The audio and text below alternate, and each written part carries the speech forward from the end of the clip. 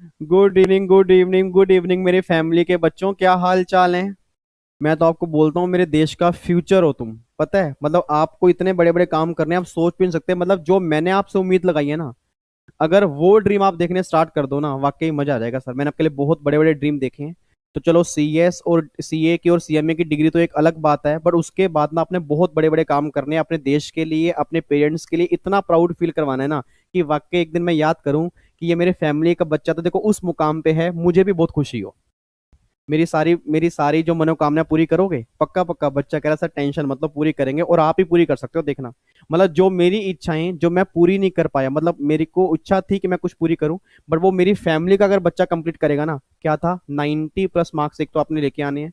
मैं पूरी जान लगा दूंगा अपनी पूरी फैमिली के ऊपर। मैं चाहता हूँ कुछ बच्चे ऐसे ही हों जो 90+ मार्क्स लाके मुझे दिखाएं कि सर देखो आपका ड्रीम हमने पूरा किया है। ठीक है। चलो जी, इधर देखो ध्यान से। आज हमारी इनकम टैक्स की लास्ट अमेंडमेंट क्लास है, सीएस एग्जीक्यूटिव वाले बच्चों के लिए जो न्यू सिलेबस के हैं। इवन सीए इंटर वाले बच्चों के लिए भी लास्ट क्लास है।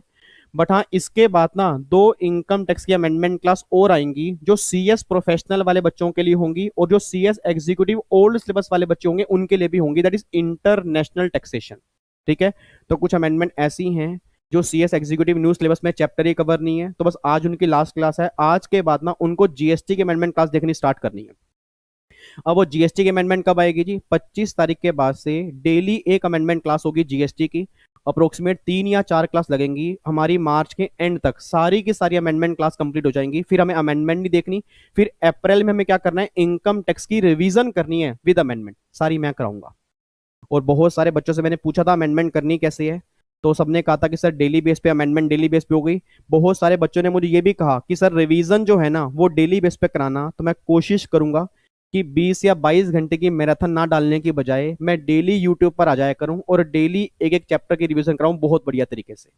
ठीक है। बाकी मुझे इस वीडियो के बिना कमेंट बॉक्स में बताना कि पूरी 22 घंटे की मैराथन क्लास डालूं वो सही है, या अगर डेली आकर मैं चैप्टर वाइज रिवीजन करा दूं वो बढ़िया है। जैसे आप मुझे बोलोगे वैसे करवा दूंगा, बस मुझे आपको रिवीजन करवानी है।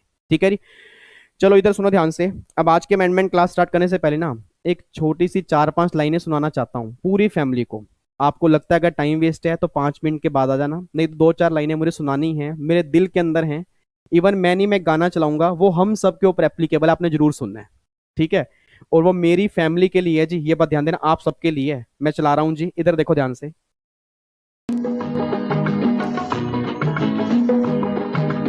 आते जाते खूबसूरत आवारा सड़कों पे, कभी कभी इत्तेफाक से कितने अनजान लोग मिल जाते हैं, उनमें से कुछ लोग भूल जाते हैं, कुछ याद रह जाते हैं, उनमें से कुछ लोग भूल जाते हैं, कुछ याद रह जाते हैं। Thank you so much, thank you so much. आपने बस 2 मिनट लगा ले। ठीक है जी, बस ये लगाना, मैं हमेशा आपको याद रखूंगा सर। जो कुछ लोग भूल जाते हैं उनमें आप नहीं हो, आप हमेशा मेरे दिल में बसते हो। ठीक है। चलो आओ जी, इधर देखो ध्यान से। तो आज हमारी फाइनली अमेंडमेंट क्लास नंबर 11 आज हम स्टार्ट करने जा रहे हैं। 10 अमेंडमेंट क्लास हमारी हो चुकी हैं। थैंक यू सो मच, आपने इतना अमेंडमेंट क्लास को प्यार दिया। बट काफी सारे बच्चे अब बहुत कम देख रहे हैं। जितने बच्चे भी देख रहे हैं मैं उनको बोलूंगा अपने दोस्तों को जरूर बोल देना सर डिटेल में अमेंडमेंट जरूर देख लें, क्योंकि इस बार छोटी मोटी अमेंडमेंट्स नहीं है, एग्जाम में काफी सारे क्वेश्चन आने के चांसेस हैं। अच्छा, आज के अमेंडमेंट क्लास जो नंबर जो 11 है ना, आज हमें जो चैप्टर कंप्लीट करना है, एक तो आपका है टीडीएस का, और जो एक आधी छोटी मोटी अमेंडमेंट्स और होगी वो हमें कंप्लीट करनी है। मैं दोबारा बोल रहा हूँ, लास्ट अमेंडमेंट क्लास है इनकम टैक्स की, जो सीएस एग्जीक्यूटिव के न्यू सिलेबस वाले बच्चे हैं या सीए इंटर के बच्चे हैं, ओल्ड सिलेबस वाले बच्चे और जो सीएस प्रोफेशनल वाले बच्चे हैं, उनके लिए 2 अमेंडमेंट क्लास और आएंगी, उनको 2 और देखनी पड़ेंगी, उनकी भी सारी अमेंडमेंट खत्म हो जाएंगी टोटल। ठीक है। उसके बाद फिर हम स्टार्ट करेंगे जीएसटी के अमेंडमेंट। ठीक है। अच्छा, इधर सुना ध्यान से। अब मैं आता हूं जी टीडीएस के टॉपिक पे। अब अगर आपको ध्यान आ रहा हो, लास्ट क्लास के अंदर मैंने कहा भी था कि टीडीएस की जो अमेंडमेंट्स है ना, उसमें आपका साथ बहुत जरूरी है, क्योंकि इसमें ना काफी सारी लिमिट्स चेंज हो चुकी हैं। और अगर लिमिट्स आपको याद नहीं होंगी, एग्जाम में नंबर कट जाएंगे। तो जितने बच्चे मेरे सामने बैठे हैं, कोशिश करेंगे जो लिमिट्स आज हम यहाँ पे पढ़ेंगे ना, वो लिमिट्स हम घर में याद करके जाएंगे। ठीक है। इधर देखो ध्यान से, इधर देखो। सबसे पहली अमेंडमेंट जो टीडीएस के अंदर आई है ना, वो आपका सेक्शन नंबर 194 है, that is TDS on dividend. याद करो सर, अदर सोर्स के चैप्टर में हमने डिविडेंड की टैक्सेशन की थी, और वहां पर मैंने कहा था कि डिविडेंड की टैक्सेशन के अंदर कहा था कि अब डिविडेंड जो है ना वो शेयर होल्डर के हाथ में टैक्सेबल होगा, अब कंपनी सीडीटी नहीं काटेगी, डिविडेंड शेयर होल्डर के हाथ में टैक्सेबल होगा। ये सारी बातें हमने की थी। बट मैंने याद करो वहां पर भी कहा था कि अगर कंपनी सीडीटी नहीं काटेगी ना, बट जब कंपनी शेयर होल्डर को डिविडेंड डिस्ट्रीब्यूट करेगी उस पर टीडीएस काटेगी। बच्चा कह रहा है हाँ सर आपने कहा तो था, तो उसमें चेंज क्या आया है? चेंज आया है कि पहले टीडीएस के लो में एग्जम्पशन लिमिट थी 2500 रुपए, अब लिमिट हो चुकी है 5000 रुपए। मतलब गवर्नमेंट ये बात कह रही है कि अगर डिविडेंड 5000 तक होगा तो टीडीएस नहीं कटेगा, अगर 5000 से ऊपर डिविडेंड होगा ना उस केस में टीडीएस काटना पड़ेगा। ये आपकी नई लिमिट है। तो मेरी फैमिली का बच्चा बस ये बात ध्यान दे, आपके एग्जाम में अगर क्वेश्चन बनता है टीडीएस के लो का, और अगर वो लिमिट की बात करते हैं, लो लिमिट आपकी 2500 नहीं होगी, कितनी होगी? 5000। बस ये बात ध्यान दो। देखो री मैंने क्या लिखा है यहाँ पे, जो पुरानी लिमिट थी 2500 रुपए, ठीक है, अब नई लिमिट क्या हो चुकी है? 5000 रुपए। टीडीएस कटेगा 10% से, तो रेट में चेंज नहीं है।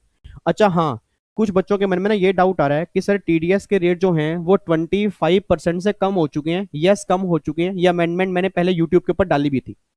बट जो 25% रेट कम हुए ना, सब ध्यान रखना, वो एक पर्टिकुलर डेट के बीच में हुए। इट मीन्स अगर इस दिन से लेके इस दिन के बीच में पेमेंट करोगे फिर नए वाले रेट एप्लीकेबल होंगे, नहीं तो नॉर्मल रेट एप्लीकेबल होंगे। अब वो कौन सी डेट से लेके कौन सी डेट तक होंगे? तो जिन बच्चों ने टेलीग्राम से ये अमेंडमेंट नोट्स अगर डाउनलोड किए हैं, तो आपने अगर देखा होगा लास्ट में ना, मैं आपको दिखा देता हूं, ये देखो, लास्ट में मैंने टीडीएस के रेट डाले हैं। देखो जी, लास्ट में इसी नोट्स के लास्ट में मैंने टीडीएस के रेट डाले हैं। यहां पर देखो मैंने क्या लिखा है, अगर पेमेंट होगी 14 मई 2020 से 31 मार्च 2021 के बीच में, तो रेट जो होंगे 25% कम हो जाएंगे, नहीं तो नॉर्मल रेट एप्लीकेबल होंगे। तो एक बात ध्यान देना, अगर आपके एग्जाम में क्वेश्चन जो बनेगा इस डेट के बीच में बनेगा, फिर तो आपको नए वाले रेट लिख ले आने हैं। अगर इससे पहले का बनेगा फिर आपके पुराने वाले रेट, मतलब पुराने मतलब जो नॉर्मल रेट होंगे वो एप्लीकेबल होंगे। ठीक है, बच्चा कहता है सर क्या ये डेट हमें याद करनी पड़ेगी? Answer is yes. ठीक है, अब जिनका 14 मई को बर्थडे है उनको तो याद हो जाएगा, 31 मार्च 21 तो सबको याद रहेगी, मेन याद करने वाली बात है 14 मई। तो बस ये बात याद है ना कि अगर पेमेंट हो रही है 14 मई से लेकर 31 मार्च 2021 के बीच में, आज हमारी 22 तारीख है, आज हमारी 22 तारीख है, अभी 31 मार्च आनी है, तो अगर इसके बीच में जो भी पेमेंट होगी ना, रेट जो लगेंगे टीडीएस के वो कम वाले लगेंगे, नॉर्मल वाले नहीं लगेंगे। ठीक है, और वो सारे रेट मैंने आपको यहाँ पे दिए हुए हैं।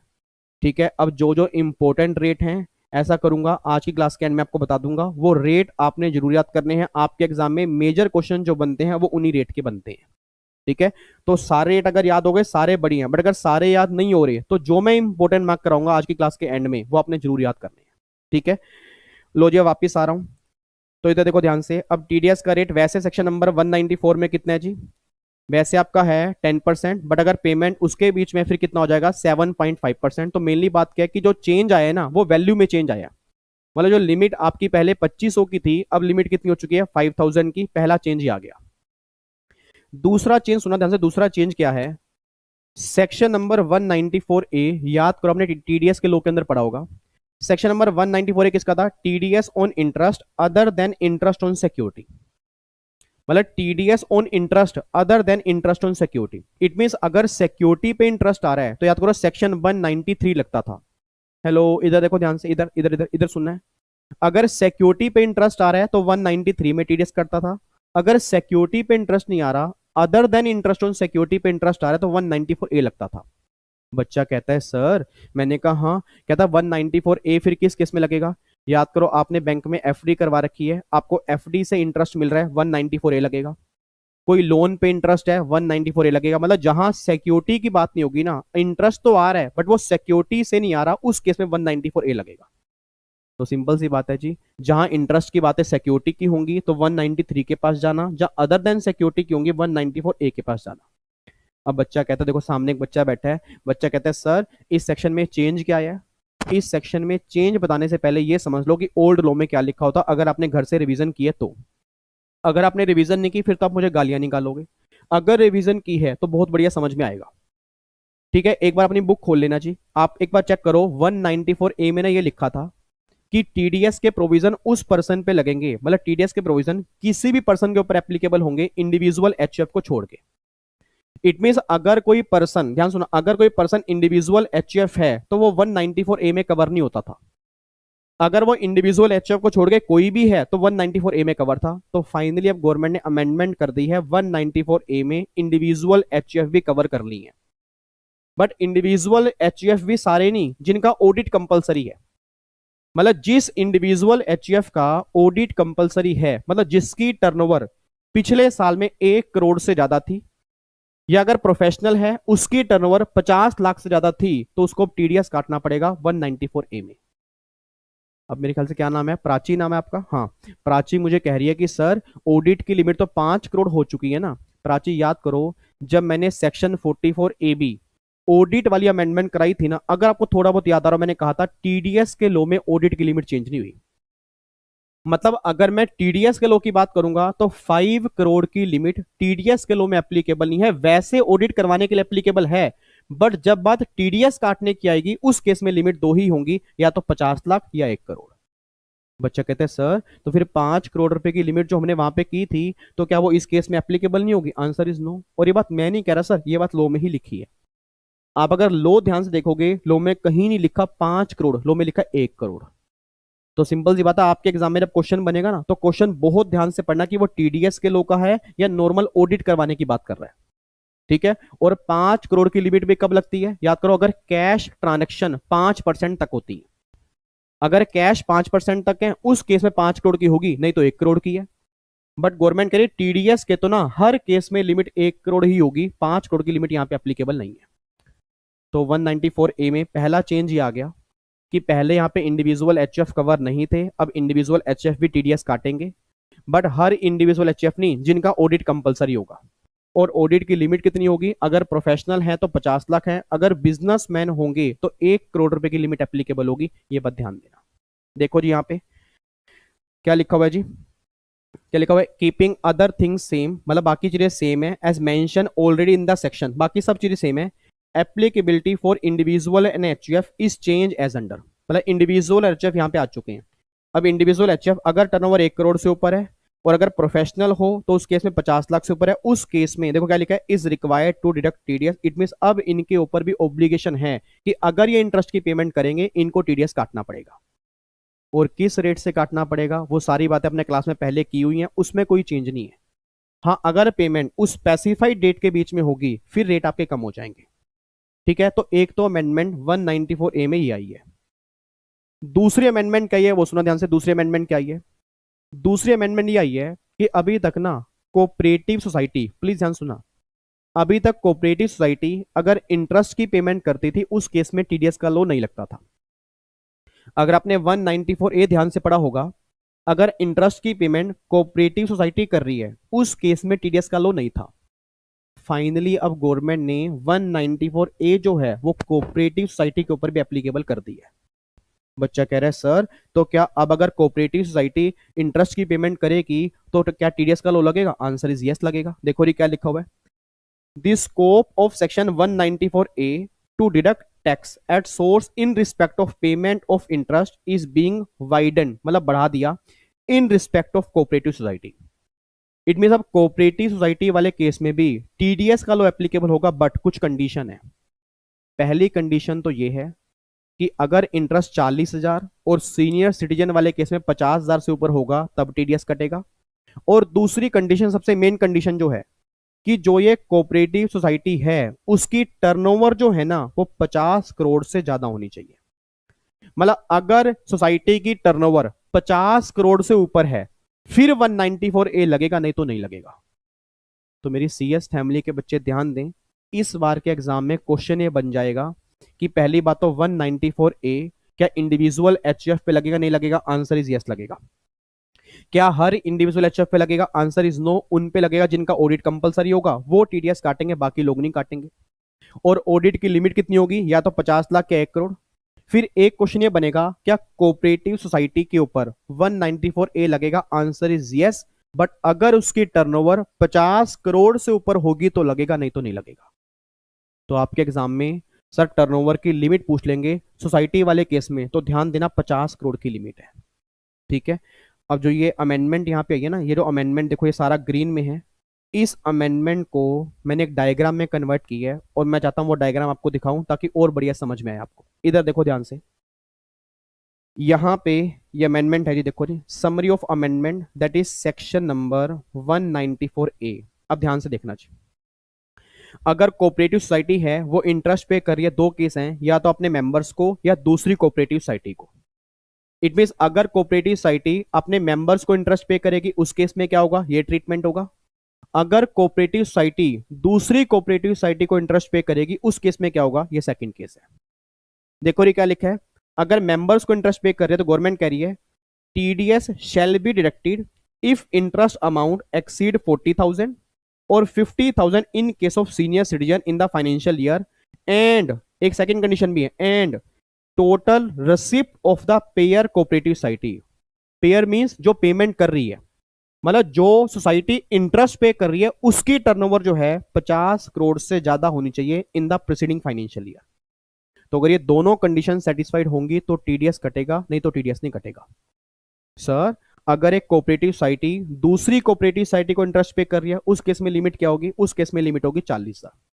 क्योंकि ऑब्वियस सी बात है सर, सीनियर सिटीजन की बात ही नहीं आएगी, क्योंकि सीनियर सिटीजन कौन होते हैं, तो इंडिविजुअल होते हैं। अगर सोसाइटी है तो वो सीनियर सिटीजन हो ही नहीं सकती, उस केस में लिमिट एक रहेगी 40,000।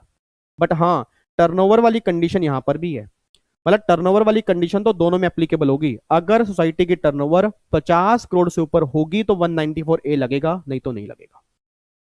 ठीक है, तो मेरी फैमिली के जितने बच्चे सामने बैठे हैं, मैं यहाँ पे पोज कर रहा हूँ जी। चाहे वीडियो खत्म होने के बाद डायग्राम बना लेना, चाहे अभी 2 मिनट वीडियो पोज करके ये डायग्राम बना लो। ठीक है, 194A में दो चेंज आए हैं। पहला चेंज, अब 194A इंडिविजुअल एचएफ पे भी लग गया, उन इंडिविजुअल एचएफ पे जिनका ऑडिट कंपलसरी होगा। और दूसरा, कोऑपरेटिव सोसाइटी अगर अब इंटरेस्ट पे करेगी तो वो टीडीएस काटेगी। पहली कंडीशन 40,000 और 50,000 की लिमिट है, और दूसरी कंडीशन उसकी टर्नओवर जो है 50 करोड़ से ऊपर होनी चाहिए। ठीक है जी, लो जी, एक बार तो यहां पे पोज कर लेना, यहां पोज करके लिख लो।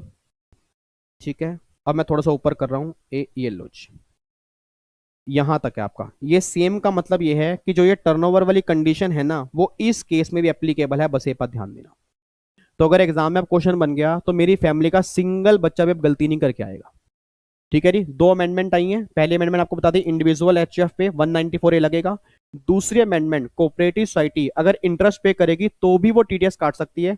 पहली कंडीशन पेमेंट 40 या 50 से ऊपर हो, और दूसरी कंडीशन उसकी टर्नओवर जो है 50 करोड़ से ऊपर होनी चाहिए।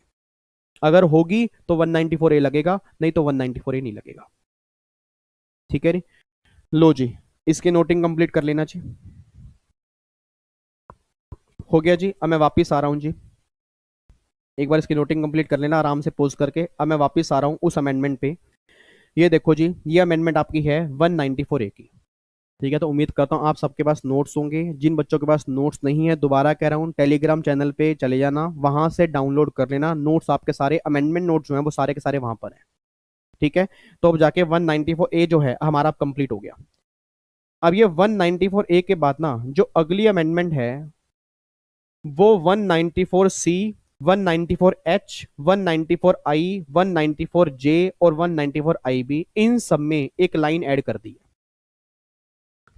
पहले क्या होता था सर, पहले क्या था, इन सेक्शन में ना इंडिविजुअल एचएफ कवर नहीं होते थे।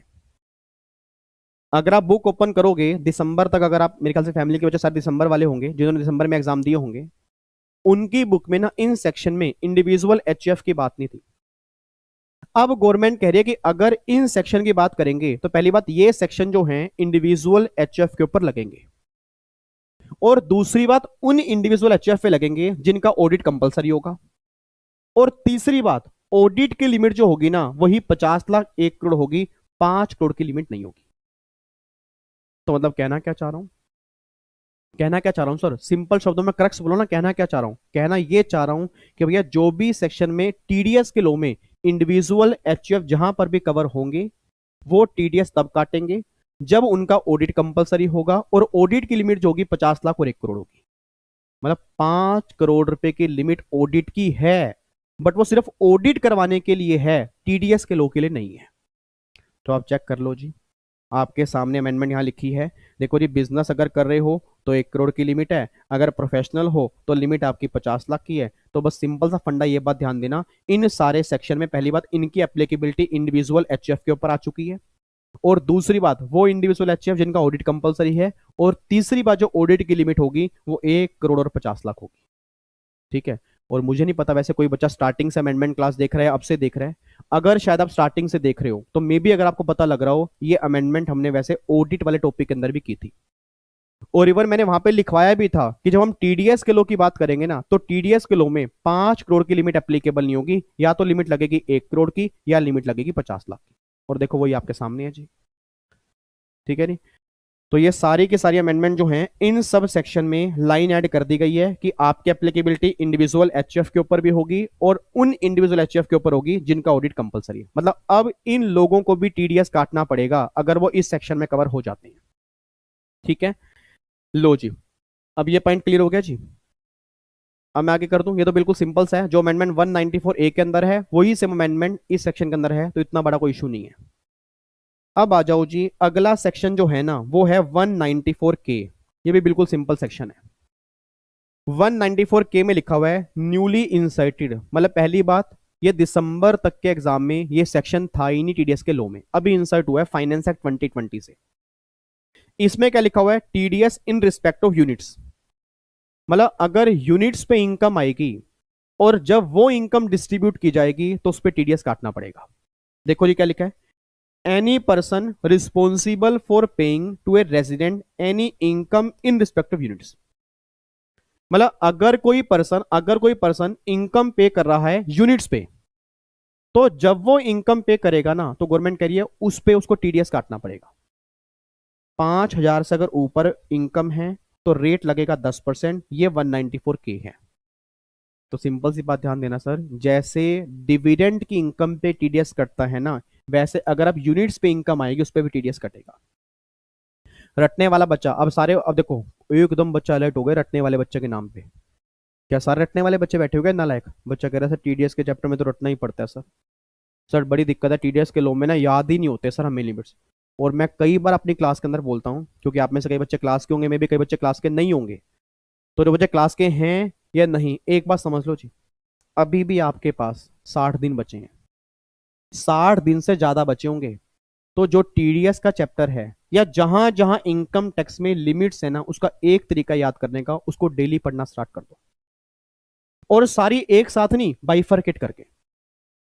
मतलब अगर मैंने बोला कि टीडीएस के चैप्टर में ये 20 सेक्शन करने हैं, तो डेली आप 5 पढ़ो, क्या होगा, 4 दिन में खत्म हो जाएंगे, अगले 4 दिन में फिर 20 खत्म हो जाएंगे, अगले 4 दिन में फिर 20 खत्म हो जाएंगे, अगले 4 दिन में फिर 20 खत्म होंगे। आप चेक करना, एक 20 सेक्शन की आपने 4 से 5 बार रिवीजन कर ली, याद क्यों नहीं होंगे? आपका पढ़ने का तरीका ही गलत होता है। आप कहते हैं मैं 20 के 20 एक बार पढ़ूंगा, आपको याद कुछ भी नहीं होंगे, आप पता क्या करोगे, दोबारा कभी लाइफ में पढ़ोगे नहीं, क्यों, इतना अक जाओगे उससे।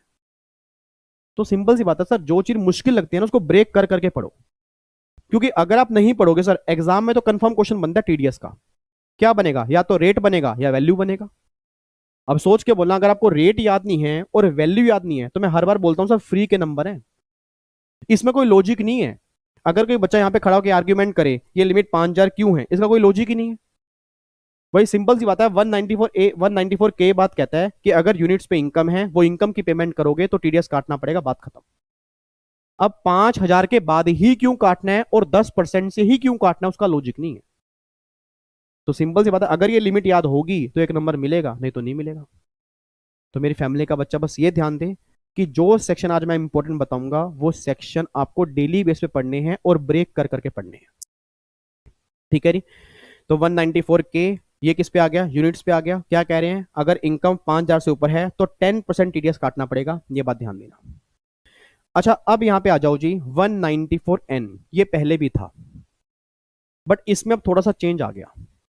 अगर आप दिसंबर में एग्जाम दे चुके हो तो शायद आपको पता होगा, ये अमेंडमेंट जो थी ना, ये दिसंबर के एग्जाम के लिए आई थी, और मैंने अमेंडमेंट क्लास के अंदर करवाई भी थी कि अगर आर बैंकिंग कंपनी या कोई भी कोऑपरेटिव बैंक हो गया या पोस्ट ऑफिस हो गया, अगर कैश पेमेंट कर रहा है, मान लो किसी ने कैश निकाला, फॉर एग्जाम्पल मैं बैंक के पास गया, मुझे कैश विड्रॉ करना है, तो गवर्नमेंट कह रही है अगर पूरे साल में कैश विड्रॉ किया होगा 1 करोड़ से ज्यादा, अगर पूरे साल में किसी ने भी कैश विड्रॉ किया होगा 1 करोड़ से ज्यादा तो बैंक वालों को टीडीएस काटना पड़ेगा।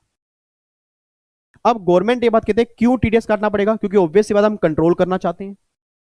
भाई अगर पूरे साल में तुमने 1 करोड़ से ऊपर कैश विड्रॉ कर लिया, तुम ऐसा कर क्या रहे हो? तो भैया सिंपल सी बात है, उस केस में बैंक वालों के ऊपर ऑब्लिगेशन होगी कि जब वो पेमेंट करेंगे वो टीडीएस काट के करेंगे। अब बच्चा कह रहा है सर यहाँ पे चेंज क्या आया है? अब चेंज ये आया है कि पहले यहाँ पे 1 करोड़ से ऊपर पेमेंट करने पर टीडीएस का रेट था 2%। अब जो पुराना लो था वो तो आज भी सेम है, बट इसमें एक चेंज आ गया। इसमें अब कुछ केसेस में ना टीडीएस का रेट जो है वो इंक्रीज कर दिया। इंक्रीज किस केस में किया, क्यों किया, उसका लॉजिक क्या है, वो सारी बातें अभी हम देखेंगे। इधर देखो ध्यान से, देखो ये क्या लिखा है, every person being banking company, cooperative bank हो गया या पोस्ट ऑफिस हो गया। क्या कह रहे हैं, who is responsible for paying any sum being the amount or the aggregate of amount as the case may be in cash, वो कैश की बात कर रहे हैं, exceeding 1 crore rupee during the previous year. मतलब इस प्रीवियस ईयर में अगर एग्रीगेट वैल्यू आपने 1 करोड़ से ऊपर विड्रॉ की है टू एनी पर्सन, अगर बैंकों ने किसी पर्सन को दी है, from one or more accounts maintain by the recipient with it shall at the time of payment of such sum deduct an amount equal to 2% of such sum as income tax. मतलब 2% आपको tax काटना पड़ेगा अगर aggregate value 1 crore से ऊपर हो जाती है, ये बात ध्यान देना। ठीक है, ये लो पहले भी था आज भी है। अब अमेंडमेंट जो आई है ना, अमेंडमेंट आई है ये वाली अमेंडमेंट आई है। अब अमेंडमेंट आई क्या है, गवर्नमेंट ये बात कहती है जिसको तुम कैश पेमेंट कर रहे हो, मतलब बैंक जो है ना, फॉर एग्जांपल मान लो मैं बैंक हूं, आप लोग ऐसे हो, मैं आपको कैश पे कर रहा हूं। अभी तक मैंने क्या बोला, अगर 1 करोड़ से ऊपर है टीडीएस कटेगा 2%, ये बात क्लियर हो गई। एग्जाम में क्वेश्चन बना जी, एग्जाम में क्वेश्चन बन गया कि अगर कैश पेमेंट है तो उस केस में कहां, मतलब कितनी वैल्यू के बाद टीडीएस काटना है, 1 करोड़ के बाद, ये तो याद रख लो। किस रेट से काटना है, 2% से, ये भी याद रख लो। बट अब चेंज क्या है, चेंज सुनना ध्यान से, गवर्नमेंट कहती है कि बैंक जिसको पेमेंट कर रहा है, अभी तक लॉ में लिखा है 1 करोड़ से ऊपर पेमेंट होगी तो बैंक को टीडीएस काटना पड़ेगा। अब गवर्नमेंट कहती है विवेक कि जो ये रेसिपिएंट है ना, मतलब जिसको बैंक पेमेंट कर रहा है, अगर उस पर्सन ने रिटर्न फाइल करने में डिफॉल्ट किया, मतलब इस पर्सन ने जो सामने बैठा है जिसको पेमेंट की जा रही है, उसने अगर रिटर्न फाइल करने में डिफॉल्ट किया, कितने साल, 3 साल। इट मींस अगर उसने पिछले 3 सालों की रिटर्न फाइल नहीं की, अगर उसने पिछले 3 सालों की रिटर्न फाइल करने में कोई भी डिफॉल्ट किया है, तो उस केस में 20 लाख की पेमेंट के बाद ही टीडीएस काटना पड़ेगा। मतलब कहना पता क्या चाह रहे हैं, आज जब भी कैश विड्रॉ करने की बात होती है तो आपको ये चेक करना पड़ता है कि ये पर्सन पिछले सालों की रिटर्न सही टाइम पर फाइल कर रहा है नहीं कर रहा। और ये बात मैं नहीं कह रहा सर, ये बात लॉ में लिख दी गई है। देखो ये क्या लिखा है, if default arise in the filing of return in last 3 previous year, then अगर पेमेंट कर रहे हैं 20 लाख से ऊपर 1 करोड़ तक, तब तो कटेगा 2%। बट अगर 1 करोड़ से ऊपर कैश विड्रॉ हो रहे हैं ना, फिर 2% नहीं, फिर 5% है। तो रटने वाला बच्चा ये बात ध्यान दे जी, मेरी फैमिली का रटने वाला बच्चा ये बात ध्यान दे, अगर कोई आदमी है सही टाइम पे रिटर्न फाइल कर रहा है, कोई डिफॉल्ट नहीं कर रहा, तो लिमिट उसकी 1 करोड़ ही है। 1 करोड़ के बाद टीडीएस कटेगा 2%। बट अगर कोई ऐसा पर्सन है जो रिटर्न फाइल करने में डिफॉल्ट कर रहा है और पिछले 3 साल से लगातार डिफॉल्ट कर रहा है, तो उसकी एग्जम्पशन लिमिट ना 1 करोड़ नहीं है, अब 20 लाख है। 20 लाख कैश विड्रॉ करोगे कोई दिक्कत नहीं, 20 लाख से ऊपर विड्रॉ करोगे, 1 करोड़ तक करोगे तो 2% है। और अगर 1 करोड़ से भी ऊपर विड्रॉ करोगे, फिर रेट जो टीडीएस का होगा ना, वो 2% नहीं होगा, 5% होगा। बस ये बात ध्यान देना। तो सिंपल सी भाषा में ये कहना चाह रहा हूं जी, यहाँ पे अमेंडमेंट अभी आ चुकी है कि गवर्नमेंट कहते हैं कि आप रिटर्न अगर सही टाइम पे फाइल करोगे तब 1 करोड़ की लिमिट होगी, नहीं तो लिमिट हम तुम्हारी कम कर देंगे। देखो ये क्या लिखा हुआ है, आपको दिखाता हूं। Provided that in case of recipient who has not filed the return of income for all the 3 assessment year relevant to the 3 previous year for which the time limit of file return of income under section 139(1) has expired, मतलब return की date जा चुकी है, immediately preceding the previous year in which the payment of sum is made to him, the provision of this section shall apply with the modification। अब वो section में modification आ गई। क्या मॉडिफिकेशन आ गई, the sum shall be amount or aggregate of amount as the case may be in cash exceeding 20 lakh rupees during the previous year and the deduction shall be an amount equal to 2%, अगर value 20 lakh से ज्यादा है, 1 करोड़ तक है, और आपका फिर TDS कटेगा 5% से अगर वैल्यू 1 करोड़ से ज्यादा है। कब? अगर आपने ऊपर वाला डिफॉल्ट किया है। तो सिंपल सी भाषा में क्या लो निकल के आ रहा है जी? आज जो सेक्शन हमारा 194N है, पहली बात 194N लगता कब है? कैश विड्रॉल पर। दोबारा बोलो, 194N लगता कब है? कैश विड्रॉल पर। एक बार और बोलो, 194N लगता कब है? कैश विड्रॉल पर। अगर कैश विड्रॉ करोगे 1 करोड़ से ऊपर तब टीडीएस की बातें होंगी, नहीं तो टीडीएस की बातें नहीं होंगी।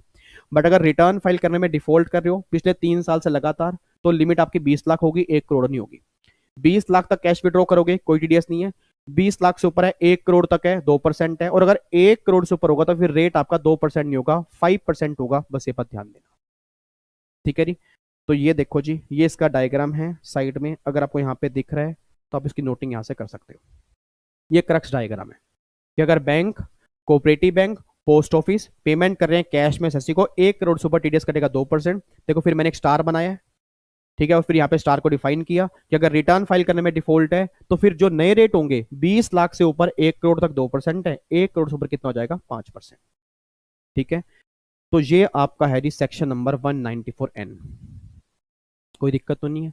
बाकी अगर एक बार आप रीड करोगे तो ऑटोमेटिकली आपको समझ में आ जाएगा। मैं दोबारा बोल रहा हूँ सर, टीडीएस के लॉ में ना मेरे से ज्यादा मुझे आपका साथ चाहिए, क्योंकि जब तक सोच के बोलना, जब तक ये लिमिट ही याद नहीं होंगी और रेट ही याद नहीं होंगे, क्वेश्चन क्या सोल्व कर पाओगे? ठीक है, तो लिमिट और रेट बहुत जरूरी है सर, बहुत जरूरी है। मैं समझा जरूर सकता हूं बट लिमिट और रेट तो आपको याद करने पड़ेंगे ना सर।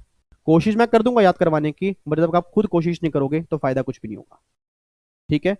तो ये आपका सेक्शन है जी 194N। क्लियर हो गया जी? उसके बाद आ जाओ जी, ये 194N के बाद हमारा अगला सेक्शन है, इसको भी छोड़ दो, इसको भी छोड़ो। यहां पर है, देख लो जी, changes in the time limit of TDS and TCS return. याद आ रहा आपको? टीडीएस और टीसीएस की रिटर्न फाइल करते हैं हम क्वार्टरली बेस पे, क्वार्टरली बेस पे रिटर्न फाइल करते हैं जी हम टीडीएस और टीसीएस की। अप्रैल में जून की, याद करो, अप्रैल में जून, 31 जुलाई, जुलाई अगस्त सितंबर, 31 अक्टूबर, अक्टूबर नवंबर दिसंबर, 31 जनवरी, जनवरी फरवरी मार्च, 31 मई। अगर आपको ध्यान आता हो ये रिटर्न फाइल करने की डेट होती है जो आपने दिसंबर तक पड़ी होगी। अब जो पहले 2 क्वार्टर है ना, जो मेनली कोरोना जिस टाइम पीक पे था, कोविड के प्रॉब्लम की वजह से गवर्नमेंट ने क्या किया, उस डेट को एक्सटेंड कर दिया। देखो ये क्या लिखा है, the due date of furnishing of the TDS and TCS return for the quarter ending on 30 June, मतलब अप्रैल में जून पहला क्वार्टर, एंड क्वार्टर एंडिंग 30 सितंबर, जुलाई अगस्त सितंबर second quarter, that is quarter 1 and quarter 2 for financial year 2021 shall be 31 March 21। जो भी 31 मार्च आने वाली है, ये लास्ट डेट है क्वार्टर 1 एंड क्वार्टर 2 की टीडीएस की रिटर्न फाइल करने की। तो सर अगर एग्जाम में क्वेश्चन बन गया कि इस क्वार्टर की रिटर्न अब क्या है, मतलब इस साल की डेट क्या है, तो आपको ये लिख के आना है, ठीक है जी। तो सर मैं वैसे कह रहा हूं, वैसे क्वार्टरली रिटर्न जाती है। बच्चा कह रहे हैं सर जो क्वार्टर 3 और क्वार्टर 4 है उसकी वही है जी, उसकी वही है। मतलब कहना क्या चाह रहा हूं, अप्रैल में जून की 31 जुलाई थी, अब 31 मार्च हो गई। जुलाई अगस्त सितंबर की 31 अक्टूबर थी, अब 31 मार्च हो गई, ठीक है। अक्टूबर नवंबर दिसंबर की 31 जन थी, अभी भी 31 जन है। जन फेब मार्च की 31 मई थी, अभी भी 31 मई है। मतलब क्वार्टर 1 एंड क्वार्टर 2 की ड्यू डेट चेंज हुई है, क्वार्टर 3 एंड क्वार्टर 4 की सेम ही है। तो जो बच्चे नोट्स लेके बैठे हैं, क्वार्टर 1 एंड क्वार्टर 2 की जो ड्यू डेट है उसको हटा के यहां तक एक्सटेंड कर दो, क्वार्टर 3 एंड क्वार्टर 4 की डेट सेम है बस। और एक बात ध्यान देना, क्वार्टर 1 एंड क्वार्टर 2 की जो डेट चेंज करोगे ना, सिर्फ वो इस साल के लिए है। उसने साफ साफ बोला है फाइनेंशियल ईयर 2021। इट मीन अगर मैं अगले साल की बात करूंगा फिर वही डेट होगी जो आपने पहले लो में लिखी हुई है। मतलब डेट एक्सटेंड की है, ऐसा नहीं परमानेंट चेंज कर दी है। कोरोना के चक्कर में, कोविड के चक्कर में डेट एक्सटेंड की है, परमानेंट चेंज नहीं की, बस ये पर ध्यान देना, ठीक है जी। एक तो ये चेंज आ गया। उसके बाद जी एक सेक्शन 201, याद करो सेक्शन 201 सर आपने किया होगा, अगर कोई पर्सन टीडीएस नहीं काटता या टीडीएस काट के पेमेंट नहीं करता, वो क्या बन जाता है, सस्टेन डिफॉल्ट बन जाता है। सर याद करो सेक्शन 201 के अंदर मैंने कहा था एक पर्सन को टीडीएस काटना चाहिए था, उसने टीडीएस नहीं काटा, या टीडीएस काट तो लिया बट टीडीएस काटने के बाद पे नहीं किया। मेरा पूरी क्लास से क्वेश्चन है, जब इनमें से वो कोई भी डिफॉल्ट करेगा उसको हम क्या बोलते थे, असेसिन डिफॉल्ट बोलते थे। और मैंने क्लास में कहा था अगर वो डिफॉल्टर है तो 1% पर मंथ इंटरेस्ट लगेगा। तो जो 1% था ना उसको 25% से देखो कम कर दिया, अब ये हो चुका है 0.75।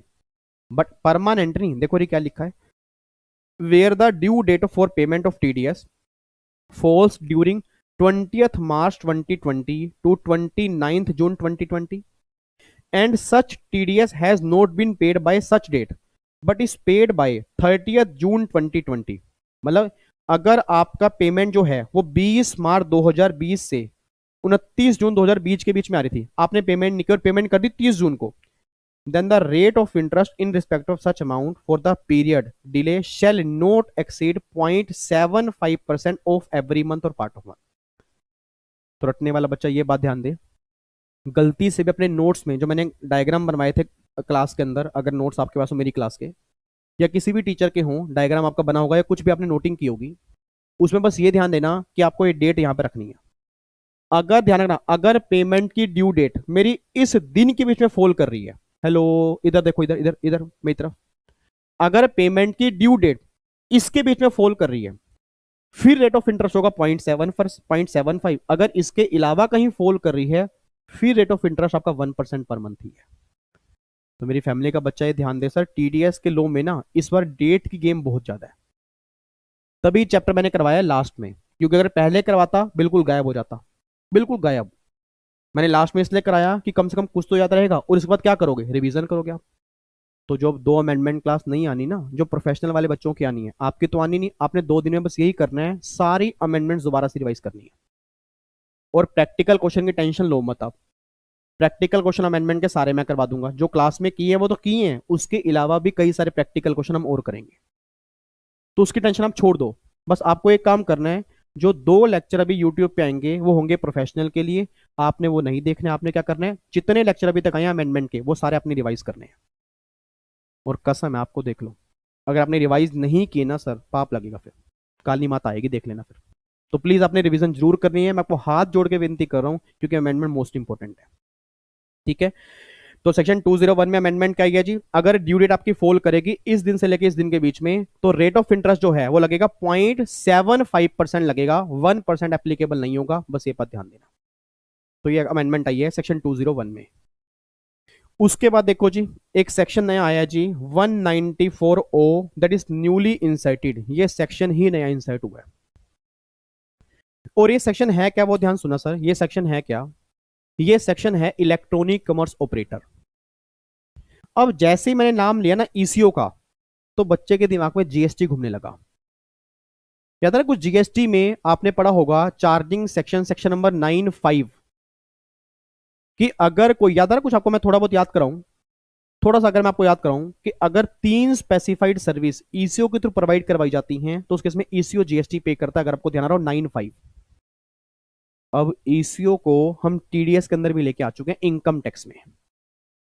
अब गवर्नमेंट कह रहे विवेक कि यहां पर ध्यान देना जी, यहां पे मान लो मिस्टर एक्स है, ये मिस्टर वाई है, और ये बीच में मान लो अमेजोन है, ये अमेजोन है। अब अगर आपको थोड़ा बहुत जीएसटी में ध्यान आता हो, ईसीओ वाला पूरा कॉन्सेप्ट जो हमने डिटेल में समझा था, उसके अंदर मैंने कहा था कि अमेजोन क्या है, एक तरह से बिचौलिया है, एक तरह से मीडिएटर है।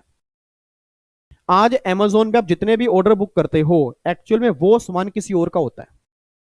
अमेजोन वाले क्या करते हैं, वहां से सामान उठाकर वहां सामान प्रोवाइड करवाते हैं।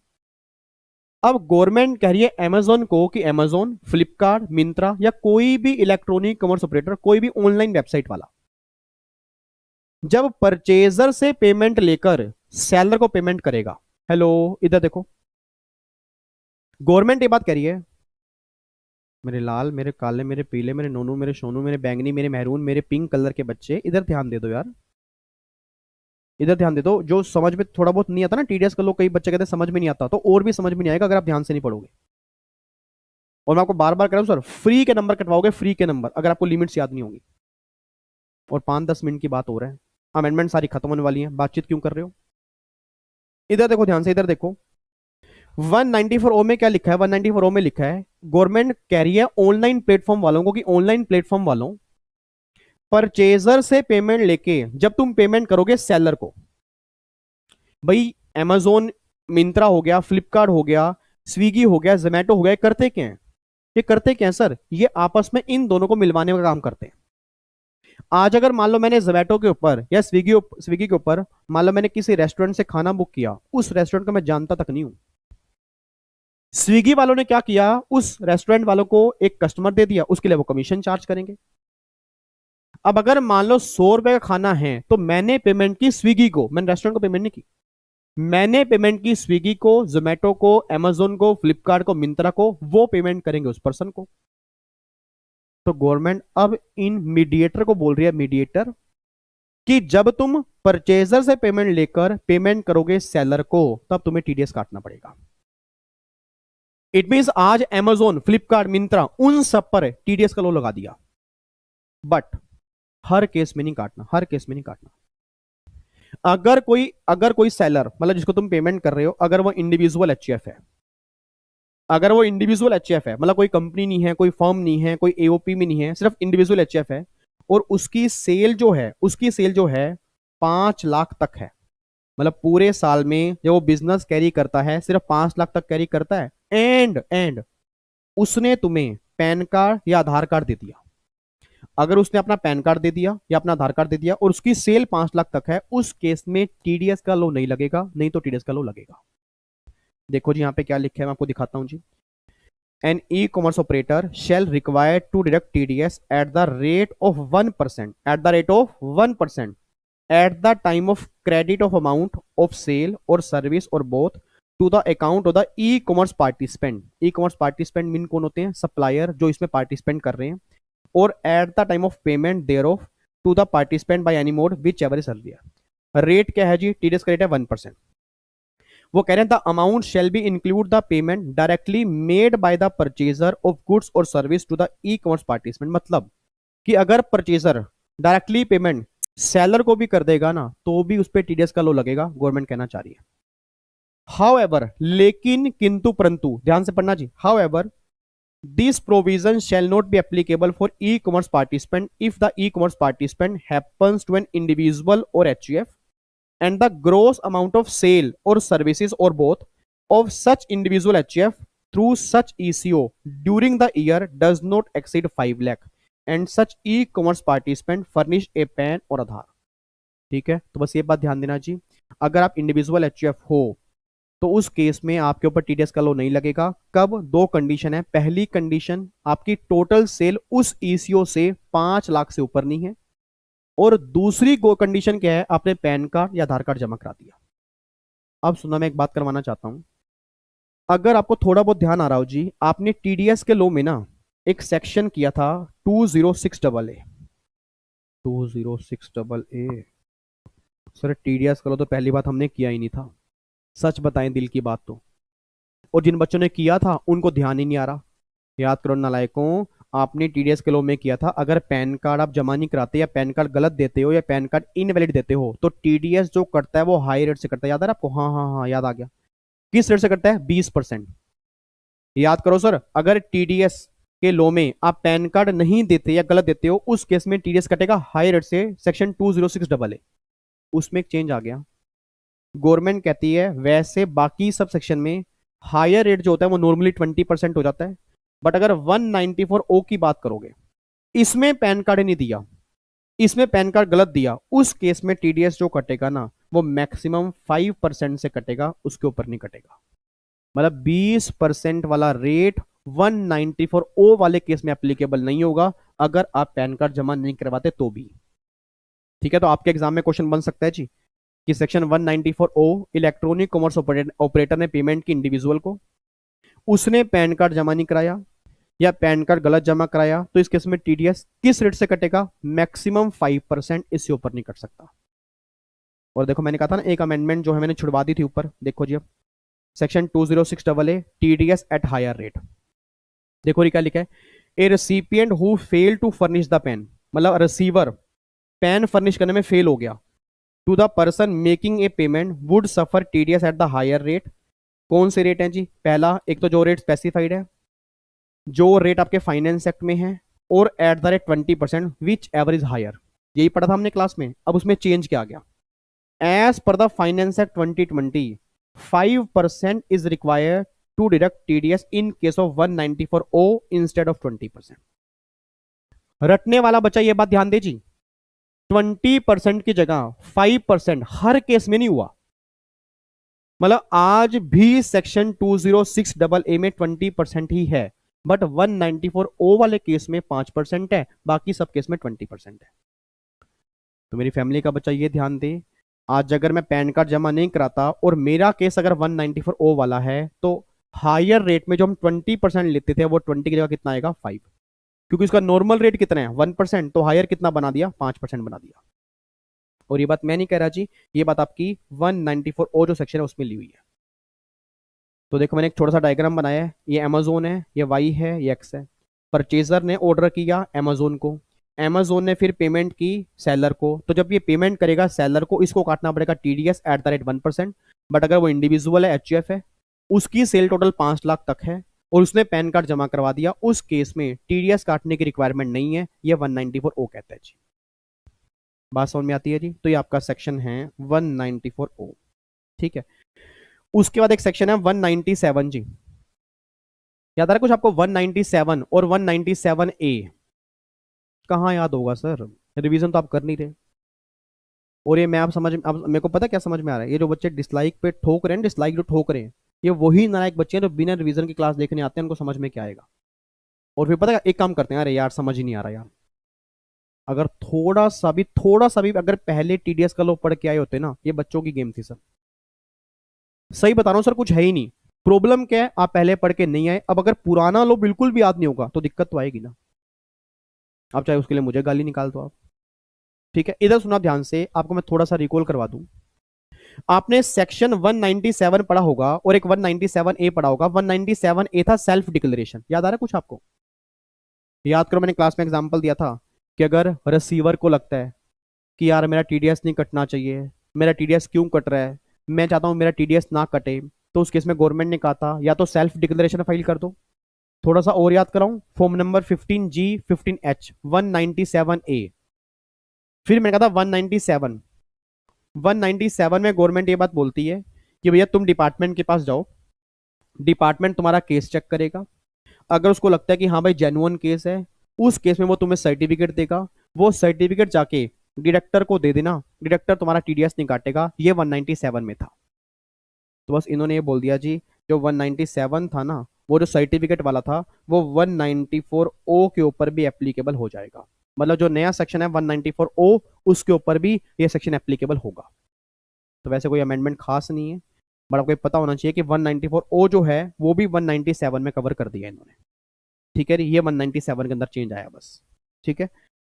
उसके बाद जी, अब टीडीएस के लॉ की लास्ट अमेंडमेंट जो है that is section 271 double eighty. वैसे ये अमेंडमेंट जो है ना, ये टीडीएस के लॉ की नहीं है, ये पूरे इनकम टैक्स एक्ट की अमेंडमेंट है। मैं दोबारा से बोल रहा हूं, ये अमेंडमेंट सिर्फ टीडीएस के लॉ की नहीं है, पूरे इनकम टैक्स एक्ट की अमेंडमेंट है। और ये अमेंडमेंट आई क्यों है? ये अमेंडमेंट आई है जीएसटी से लिंक होके। मैं जीएसटी में ना क्लास में एक चैप्टर करवाता हूं, अगर कोई बच्चे होंगे या रिवीजन क्लास भी अगर देखी होगी, शायद अगर आपको थोड़ा बहुत याद आ जाए। जीएसटी में एक चैप्टर होता है इंस्पेक्शन, सर्च एंड सीजर और अरेस्ट। याद आ रहा है कुछ आपको इंस्पेक्शन वाला चैप्टर? जब मैंने कहा था कि आपको खोपचे में लेके जाएंगे, पुलिस पकड़ के लेके जाएगी, मुर्गा बनना पड़ेगा, जेल में जाना पड़ेगा, जेल की रोटी खानी पड़ेगी, जेल का पानी पीना पड़ेगा, अब तो जेल में जाना पड़ेगा, पोशम पा भाई पोशम पा, डाक ये ने क्या किया। बच्चे कह रहे क्या कर रहे हो सर? याद आ रहा है कुछ आपको इंस्पेक्शन वाला चैप्टर? अब सुना ध्यान से, होता क्या था उस इंस्पेक्शन वाले चैप्टर में ना, मैंने कहा था कुछ प्रैक्टिकल लाइफ में ऑफेंस होते हैं। ऑफेंस मैंने कहा था लोग नकली इनवॉइस इशू करते हैं। मतलब किसी ने गुड्स की सप्लाई नहीं की, किसी ने भी सर्विस की सप्लाई नहीं की, इनवॉइस इशू कर दिया, और जिस कंपनी ने वो इनवॉइस इशू किया वो कंपनी एग्जिस्ट ही नहीं करती। कमाल की बात।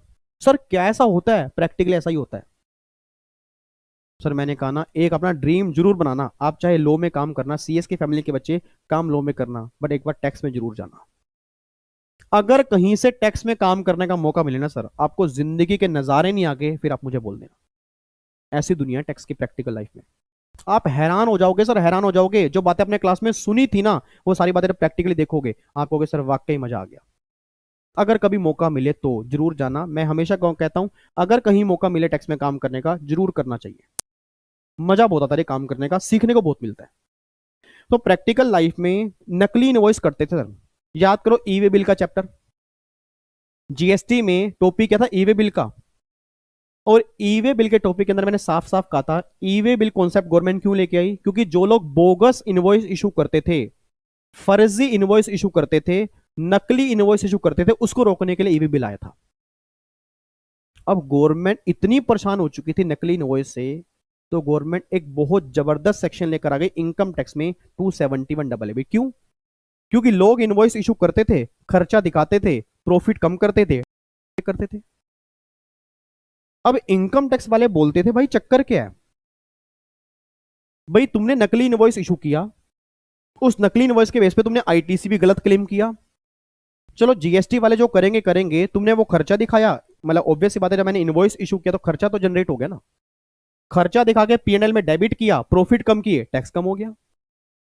इनकम टैक्स वालों ने कहा भाई चल क्या रहा है, मतलब जो ये तुम फॉल्स एंट्री पास कर रहे हो, जो ये तुम नकली एंट्री पास कर रहे हो, जो तुम नकली इनवॉइस क्रिएट कर रहे हो, अब हम इसकी पेनल्टी लगाएंगे इनकम टैक्स में 271 तो एक नया सेक्शन इंसर्ट किया पेनल्टी का 271 जो ये बात बोलता है कि अगर किसी ने फॉल्स इंफॉर्मेशन लिखी है, गलत एंट्री पास की है, नकली इनवॉइस रेस किए हैं, तो भैया जितने भी वो वैल्यू होगी ना, जितनी वैल्यू होगी, मतलब जो आपने चोरी की होगी, उसका 100% आपको पेनल्टी देनी पड़ेगी। सर बहुत हार्श सेक्शन है, मैं दोबारा बोल रहा हूं, बहुत हार्श प्रोविजन है। आज जो लोग प्रैक्टिकल लाइफ में नकली इनवॉइस इशू करने का काम करते हैं और खर्चे क्लेम करते हैं, सब लोग यहां पे आ चुके हैं, सब लोग यहां पे आ चुके हैं। तो गवर्नमेंट स्पेशली उन लोगों के लिए सेक्शन लेके आई है। देखो ये क्या लिखा है, पेनल्टी फॉर फॉल्स और omitted entries found in books of accounts. अगर कोई फॉल्स एंट्री फाउंड होती है, या कोई एंट्री आपने पास ही नहीं की, जो एंट्री पास होनी चाहिए, अगर कोई ऐसी एंट्री मिल गई है, तो वो जितने की भी वैल्यू होगी ना, उस वैल्यू का बराबर, मतलब 100% पेनल्टी लगेगी। ये बात ध्यान देना, ठीक है। तो ये सारी बातें देखो आपको यहाँ पे दी हो, देखो क्या लिखा है, आपको मैं दिखा देता हूँ। इफ इट इज फाउंड, अगर मिलता है during any proceeding under this act that in the books of accounts maintain by any person there is a false entry, अगर फॉल्स एंट्री है, any entry relevant for computation of total income of such person has been omitted to evade tax liability, आपने tax evasion के लिए वो entry skip कर दी, then such person shall be liable to pay by way of penalty a sum equal to the aggregate amounts of such false entry or omitted entry, मतलब जितना उसमें amount होगा उसके बराबर की पेनल्टी, मतलब 100% की पेनल्टी तो लगेगी लगेगी। दैट इज सेक्शन नंबर 271 तो आज जो ये आप देखो ना लिखा हुआ है कि हम किसको फॉल्स एंट्री मानेंगे, ठीक है, ये सारे देखो लिखे ना, invoice for supply of receipt of goods और सर्विस और both issued by receive by SSC in respect of which no actual goods और सर्विस हैव बीन प्रोवाइडेड। बताओ जी, मतलब मैंने कोई सर्विस नहीं दी, इनवॉइस इशू कर दिया, मैंने कोई गुड्स की सप्लाई नहीं की, इनवॉइस इशू कर दिया, कितना गलत काम किया मैंने। गवर्नमेंट के तुम यहां पे आ जाओगे, तुम यहां पे आ जाओगे, अब जितनी भी तुमने अमाउंट की एंट्री पास की होगी, जो तुमने चोरी करने की कोशिश की होगी, उसके बराबर की पेनल्टी तुम्हारे ऊपर लगेगी, ठीक है। तो ये प्रोविजन गवर्नमेंट नया लेके आई है 271 ठीक है जी। तो ये अमेंडमेंट है, ये मैं दोबारा बोल रहा हूं, ये टीडीएस की नहीं है सर, ये पूरे इनकम टैक्स एक्ट का एक सेक्शन आया बहुत जबरदस्त, जो अगर फॉल्स एंट्री पास करते हो उस केस में क्या होगा, ये प्रोविजन एप्लीकेबल हो जाएंगे, ठीक है। तो एक बार यहां से आप पूरा का पूरा रीड कर सकते हो। अच्छा, अब एक कुछ छोटी छोटी अमेंडमेंट है अपील के चैप्टर में। याद करो रिवीजन जो सेक्शन 264 में होती थी, ठीक है, अब रिवीजन ऑर्डर पास होता था सीआईटी के द्वारा, कमिश्नर ऑफ इनकम टैक्स, अब वहां पे chief commissioner of income tax भी ऐड हो चुका है, ठीक है। और एक अमेंडमेंट है चैरिटेबल ट्रस्ट के अंदर, चैरिटेबल ट्रस्ट के अंदर अमेंडमेंट ये है कि जो आप कॉर्पस डोनेशन देते थे, अब ये कॉर्पस डोनेशन क्या होता है, उसके लिए चैरिटेबल ट्रस्ट का टॉपिक एक बार आपको पढ़ना पड़ेगा। कॉर्पस डोनेशन, मैंने कहा था corpus donation is just like a share capital, मतलब एक ट्रस्ट की कैपिटल होती है जिसके ऊपर हम टैक्स चार्ज नहीं करते, ठीक है। अब यहाँ पे एक छोटी सी अमेंडमेंट आई है कि अगर आप कॉर्पस डोनेशन देते हो किसी ट्रस्ट को जो 12AA के अंदर रजिस्टर्ड है, या किसी ऐसे फंड यूनिवर्सिटी मेडिकल इंस्टीट्यूशन को जो 1023C के अंदर रजिस्टर्ड है, अगर आप उसको कॉर्पस डोनेशन दे रहे हो तो गवर्नमेंट कहती है उसको हम एप्लीकेशन ऑफ इनकम नहीं मानेंगे। एप्लीकेशन ऑफ इनकम का मतलब क्या होता है? याद करो, आपने क्लास में किया होगा जी, जितना पैसा ट्रस्ट से आया माइनस में 15%, फिर बचा 85%। मैं क्या बोलता था कि 85% तब एग्जम्प्ट होगा जब उस पैसे को ट्रस्ट में लगाओगे। ठीक है, उस पैसे को कहां कहां लगाना है याद करो। मैं क्लास के अंदर बोलता था अगर आपने कोई रिवेन्यू खर्चा किया, कैपिटल खर्चा किया, तो गवर्नमेंट कह रही है अगर 85% में से आप इन लोगों को डोनेशन दे रहे हो कॉर्पस डोनेशन की तरह, तो उस केस में आप एप्लीकेशन ऑफ इनकम नहीं मानोगे उसको। ठीक है, तो एक छोटी सी क्लैरिफिकेशन है बस, ये एक्चुअल में अमेंडमेंट नहीं है, ये क्लैरिफिकेशन है। ठीक है, और बाकी जो प्रोविजन है ना सर, ये टीसीएस के लो के हैं। तो सीए इंटर वाले बच्चे, ये टीसीएस का लो उनके सिलेबस में नहीं है। एग्जीक्यूटिव वाले बच्चों में टीसीएस के लो के रेट हैं। ठीक है, तो ये रेट आपको दिए हुए हैं, ये देखो जी, कुछ रेट टीसीएस के नए इंसर्ट हुए हैं फाइनेंस एक्ट 2020 से, ये एक बार आपको रीड करने हैं जी। ठीक है जी, ये एक बार रेट आपने जरूर रीड करने हैं, इसको जरूर रीड कर लेना। ठीक है, आपके एग्जाम में उम्मीद तो नहीं है क्वेश्चन यहाँ से बनेगा मुझे, क्योंकि जब टीडीएस के लो में इतनी अमेंडमेंट है तो मेरा दिल नहीं मानता टीसीएस के लो के अंदर बनेगा, बट कुछ कह नहीं सकता। ठीक है, और इसके बाद ना ये सारे रेट हैं आपके टीडीएस के। अब एक बार आओ फटाफट से इंपोर्टेंट मार्क कर लेता हूं। जिनके पास नोट्स हैं इंपोर्टेंट मार्क कर ले, नोट्स नहीं है टेलीग्राम चैनल से डाउनलोड करके एक बार इंपोर्टेंट मार्क कर लेना कि कौन कौन से रेट हमें याद करने ही हैं, और उस सेक्शन की एग्जामिशन लिमिट भी आपको याद करनी है कि मतलब एग्जामिशन लिमिट कितनी है और रेट ऑफ टीडीएस कितने हैं। लो जी फटाफट से, एक तो 194, 194A, 194C। ठीक है जी, उसके बाद जी 194 मतलब डी और डी ए, 1 2 3 4 5 5 सेक्शन हो गए जी। उसके बाद जी ये करने के बाद उसके बाद आ गया जी 194G, 194H। ठीक है, उसके बाद जी 194I और 194I, ये दोनों आई हैं, एक ए है और एक बी है, ये दोनों हो गए। ठीक है, उसके बाद जी 194J, 194J प्रोफेशनल फीस वाला। उसके बाद 194K जो भी नया इंसाइट हुआ है। ठीक है, 194K म्यूचुअल फंड वाला भी हमने पढ़ा है ना, म्यूचुअल फंड वाला। उसके बाद जी 194O जो भी नया इंसर्ट हुआ इलेक्ट्रॉनिक कॉमर्स ऑपरेटर वाला। ठीक है, और बाकी तो फिर आपके आगे टीसीएस के रेट हैं जी। ठीक है, टीसीएस रेट भी 25% से कम हो चुके हैं। ठीक है, तो ये चाहे ऐसा करना, जो वो टीसीएस के लो में अमेंडमेंट आई है ना उसको छोड़ के आप यहीं से पढ़ लेना, इसमें कवर हो जाएगा। बट रेट आपको याद करने हैं, सारे नहीं, मैं लिख देता हूँ कौन कौन से। एक तो ये तेंदू लीव्स ये वाला, ठीक है, और एक ये टिम्बर, एक ये वाला। उसके बाद ये टोल प्लाजा ये वाला जी। उसके बाद मोटर व्हीकल ये वाला। ठीक है जी, एनी अदर गुड्स ये वाला जी। ठीक है, बस ये आपके हैं जी। तो ये रेट आपको एक बार याद जरूर करने हैं जी। ठीक है, तो ये रेट हैं सर, इसके अंदर मैं भी अब कुछ नहीं कर सकता। ठीक है, बाकी अगर रेट याद करने में दिक्कत आ रही है, सोल्यूशन बता दिया मैंने, ब्रेक कर करके याद कर लेना, आपको याद हो जाएंगे। ठीक है, बाकी आज हमारी सारी अमेंडमेंट फाइनली कंप्लीट हो चुकी हैं जी। अब कोई भी सिंगल अमेंडमेंट इस अमेंडमेंट नोट्स के अंदर जो दी हैं उसके अलावा कुछ नहीं है। ठीक है, आईसीएसआई के सप्लीमेंट में आपको लग रहा होगा कुछ अमेंडमेंट एडिशनल दी हैं, सर वो एडिशनल कुछ भी नहीं है। जो हमने यहाँ पे कंप्लीट की है सारी मोस्ट इंपोर्टेंट अमेंडमेंट हम कंप्लीट कर चुके हैं। ठीक है, बाकी एक बार मैं फिर भी दोबारा चेक कर लूंगा, अगर उसमें कुछ भी इंपॉर्टेंट पेंडिंग रह गया होगा वो मैं करवा दूंगा। बट इसके अलावा मैं दोबारा बोल रहा हूँ, इसको ही अच्छे ढंग से कर लो, that is more than sufficient. ठीक है, बाकी प्रैक्टिकल क्वेश्चन अमेंडमेंट के हम बहुत जल्दी स्टार्ट करेंगे। पहले हमारा टारगेट क्या है, 31 मार्च तक सारी अमेंडमेंट कंप्लीट करना विद जीएसटी। तो इनकम टैक्स की अमेंडमेंट सारी हमारी हो चुकी हैं, 2 लेक्चर प्रोफेशनल वालों के बचे हैं, फिर हम स्टार्ट करेंगे जीएसटी के अमेंडमेंट। और फिर हम अगले महीने रिवीजन करेंगे, क्वेश्चन करेंगे। फिर मई का महीना पड़ा है, रिवीजन करेंगे, क्वेश्चन करेंगे, काफी चीजें भी हमारी अगले 2 महीने यूट्यूब के ऊपर ही है। ठीक है जी, चलो चलो जी, फिर बाकी मुलाकात करते हैं नेक्स्ट क्लास में। एक बार अब ये सारा आप रीड कर लेना। आपने अगले 2 दिन जिनकी आज क्लास खत्म हो चुकी हैं, इवन सारे बच्चे ऐसा करना, एक बार सारी अमेंडमेंट नोट्स एक बार चेक कर लेना कि कुछ पेंडिंग तो नहीं रह गया। ठीक है, सारी अमेंडमेंट हमारी हो चुकी हैं, नोट्स आपके जहां जहां इंपॉर्टेंट थे मैंने बना दिए हैं, प्रैक्टिकल क्वेश्चन हम क्लास में कर चुके हैं, that is more than sufficient. ठीक है, and thank you so much इतना प्यार देने के लिए। और जो बड़े डिसलाइक ठोक के जाते हैं, डिसलाइक करके जाते हैं, अब तो लेक्चर मेरे खत्म होंगे, नालायक को अब तो कुछ कमी बता दूं।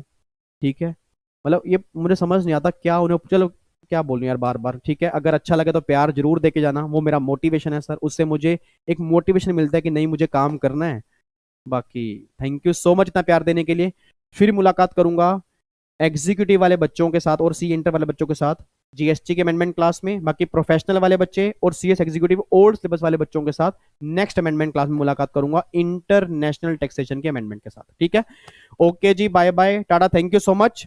जय हिंद, God bless you, love you, take care जी, bye bye, God bless you. Parents की रिस्पेक्ट करो, उनका नाम रोशन करो, प्राउड फील कराओ, थैंक यू सो मच। जय हिंद जी, बाय बाय जी।